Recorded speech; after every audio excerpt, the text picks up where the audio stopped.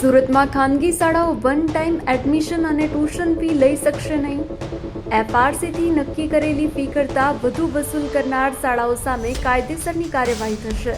સુરત જિલ્લા શિક્ષણ અધિકારીએ જિલ્લામાં આવેલી તમામ ખાનગી શાળાઓને એફઆરસીના નિયમોનું પાલન કરવાની સ્પષ્ટ સૂચના આપી છે.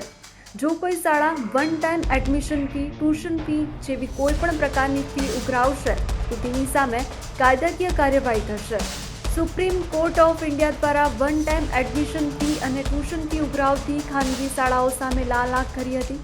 એફઆરસી એક્ટની કલમ 10(4) મુજબ ફી નિયમન સમિતિ દ્વારા નક્કી કરાયેલી ફી સિવાય શાળાઓ કોઈપણ પ્રકારની વધારાની ફી જેમ કે વન ટાઈમ એડમિશન ફી અથવા વધારાની ટ્યુશન ફી લઈ શકશે નહીં. આ ચુકાદાને આધારે ફી નિયમન સમિતિએ રાજ્યના તમામ જિલ્લા શિક્ષણ અધિકારીઓને સૂચના આપી હતી. ડીઈઓ પોતાના વિસ્તારમાં આવેલી શાળાઓને આ બાબતની જાણકારી આપે અને નિયમોનું કડક પાલન થાય તે માટે દેખરેખ રાખવા ફરમાન કરવામાં આવ્યું છે.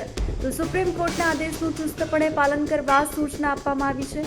જો કોઈ શાળા સુપ્રીમ કોર્ટના ચુકાદાનો ભંગ કરશે તો તેવી શાળાઓ સામે કાયદેસરની કાર્યવાહી કરવામાં આવશે. દક્ષિણ ગુજરાત ફી રિવિઝન કમિટી દ્વારા સર્ક્યુલર કરવામાં આવ્યો છે. સુપ્રીમ કોર્ટમાં એસએલપી જે દાખલ કરવામાં આવી હતી એ અનુસંધાનમાં તેનો વચગાળાનો જે રિપોર્ટ આવ્યો છે, વચગાળાનો જે આદેશ આવ્યો છે એને ધ્યાનમાં રાખી તમામ શાળાઓને તાકીદ કરવામાં આવી છે કે એફઆરસી દ્વારા જે ફી નક્કી કરવામાં આવી છે એ ફી સિવાય ઉપરાંત વધારાની પ્રવેશ ફી, સત્ર ફી અથવા તો ટ્યુશન ફી કોઈપણ પ્રકારની કોઈ શાળા લઈ શકશે નહીં. જો શાળા આ બાબતની ફી લેતી હશે, ધ્યાનમાં આવશે તો શાળાની વિરુદ્ધમાં કડકમાં કડક કાર્યવાહી કરવામાં આવશે.